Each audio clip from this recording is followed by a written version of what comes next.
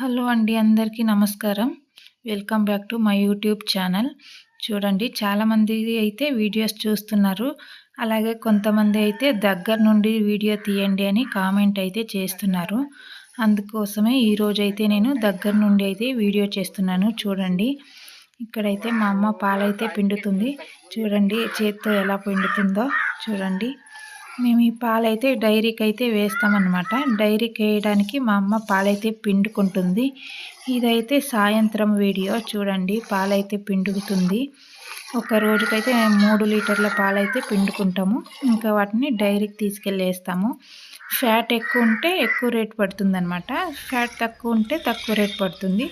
ఒకరోజు ఎక్కువ ఒకరోజు తక్కువ, అలా గడ్డి మేయడం ఎలా ఉంటే అలా ఫ్యాట్ పర్సెంటేజ్ అనేది వస్తూ ఉంటుంది.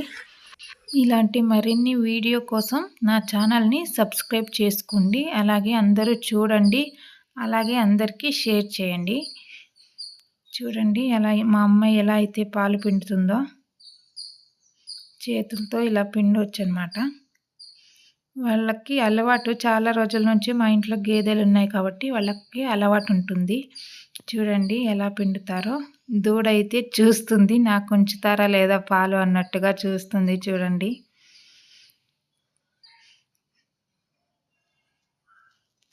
అందరూ నా వీడియోస్ని సపోర్ట్ చేస్తున్నారు. చాలామంది చూస్తున్నారు, కొంతమంది కామెంట్స్ కూడా చేస్తున్నారు. అందరూ ఇలాగే నా ఛానల్ని చూడాలని, నన్ను మనస్ఫూర్తిగా ఆశీర్వదించాలని కోరుకుంటున్నాను. ఈ వీడియో కనుక మీకు నచ్చినట్లయితే అందరికీ షేర్ చేయండి.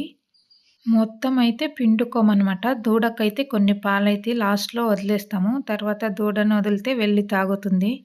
చూడండి, దూడ అయితే ఎలా చూస్తుందో పాలని.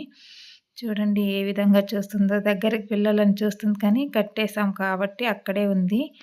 అలాగే ఏంటంటే రోజు వీటిని మేము వీటికి గడ్డి వేయడం, వీటిని చూసుకోవడం, వాటికి వాటర్ పెట్టడం కానీ, కుడితే పెట్టడం కానీ, అలాగే పేడ ఎత్తేయడం, రోజు ఇవే పనులు వాళ్ళకి.